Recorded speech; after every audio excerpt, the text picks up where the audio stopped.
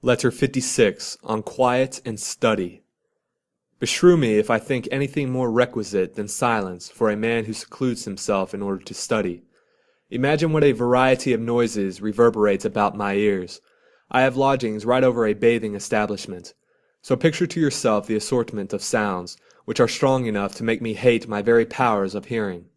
When your strenuous gentleman, for example, is exercising himself by flourishing leaden weights, when he is working hard, or else pretends to be working hard, I can hear him grunt, and whenever he releases his imprisoned breath, I can hear him panting in wheezy and high-pitched tones. Or perhaps I notice some lazy fellow, content with a cheap rub-down, and hear the crack of the pummeling hand on his shoulder, varying in sound according as the hand is laid on flat or hollow. Then perhaps a professional comes along, shouting out the score. That is the finishing touch. Add to this the arresting of an occasional roisterer or pickpocket, the racket of the man who always likes to hear his own voice in the bathroom, or the enthusiast who plunges into the swimming tank with unconscionable noise and splashing. Besides all those whose voices, if nothing else, are good, imagine the hair-plucker with his penetrating, shrill voice, for purposes of advertisement, continually giving it vent and never holding his tongue except when he is plucking the armpits and making his victim yell instead. Then the cake-seller with his varied cries, the sausage-man, the confectioner, and all the vendors of food hawking their wares, each with his own distinctive intonation. So you say, what iron nerves or deadened ears you must have, if your mind can hold out amid so many noises, so various and so discordant, when our friend Chrysippus is brought to his death by the continual good mornings that greet him.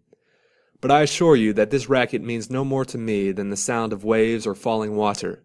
Although you will remind me that a certain tribe once moved their city merely because they could not endure the din of a Nile cataract. Words seem to distract me more than noises, for words demand attention, but noises merely fill the ears and beat upon them. Among the sounds that din round me without distracting, I include passing carriages, a machinist in the same block, a saw sharpener nearby, or some fellow who is demonstrating with little pipes and flutes at the trickling fountain, shouting rather than singing. Furthermore, an intermittent noise upsets me more than a steady one, but by this time I have toughened my nerves against all that sort of thing, so that I can endure even a boatswain marking the time in high-pitched tones for his crew, for I force my mind to concentrate, and keep it from straying to things outside itself.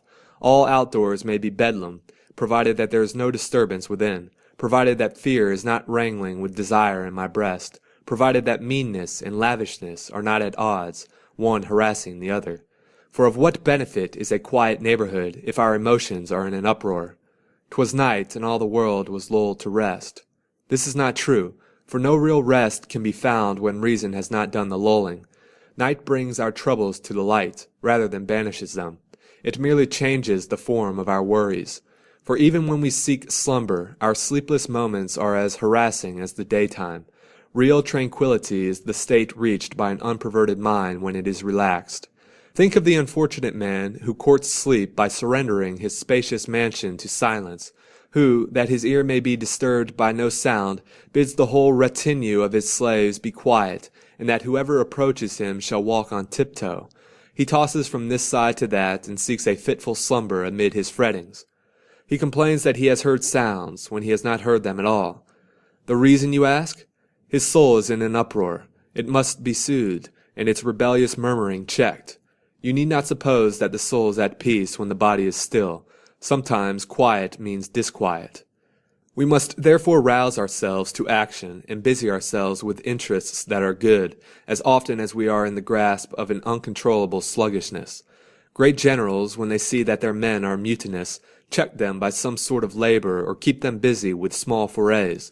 The much-occupied man has no time for wantonness, and it is an obvious commonplace that the evils of leisure can be shaken off by hard work. Although people may often have thought that I sought seclusion because I was disgusted with politics and regretted my hapless and thankless position, yet, in the retreat to which apprehension and weariness have driven me, my ambition sometimes develops afresh. For it is not because my ambition was rooted out that it has abated, but because it was wearied or perhaps even put out of temper by the failure of its plans.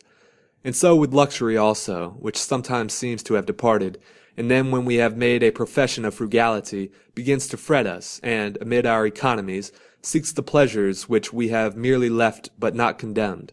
Indeed, the more stealthily it comes, the greater is its force, for all unconcealed vices are less serious.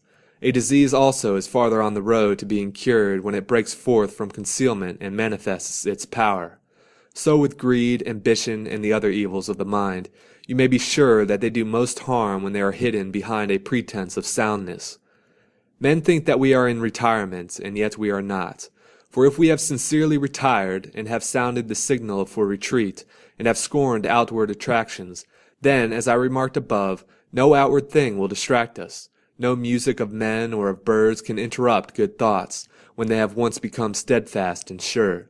The mind which starts at words or at chance sounds is unstable and has not yet withdrawn into itself.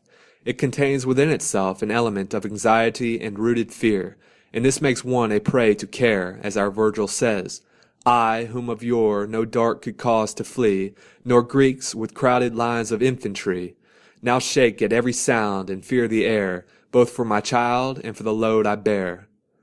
This man in his first estate is wise. He blenches neither at the brandished spear, nor at the clashing armor of the serried foe, nor at the din of the stricken city. This man in his second state lacks knowledge, fearing for his own concerns. He pales at every sound. Any cry is taken for the battle shout and overthrows him. The slightest disturbance renders him breathless with fear. It is the load that makes him afraid. Select anyone you please from among your favorites of fortune, trailing their many responsibilities, carrying their many burdens, and you will behold a picture of Virgil's hero, fearing both for his child and for the load he bears. You may therefore be sure that you are at peace with yourself when no noise readies you, when no word shakes you out of yourself, whether it be of flattery or of threat, or merely an empty sound buzzing about you with unmeaning din. What then, you say, is it not sometimes a simpler matter just to avoid the uproar? I admit this. Accordingly, I shall change from my present quarters. I merely wished to test myself and to give myself practice. Why need I be tormented any longer, when Ulysses found so simple a cure for his comrades, even against the songs of the sirens? Farewell.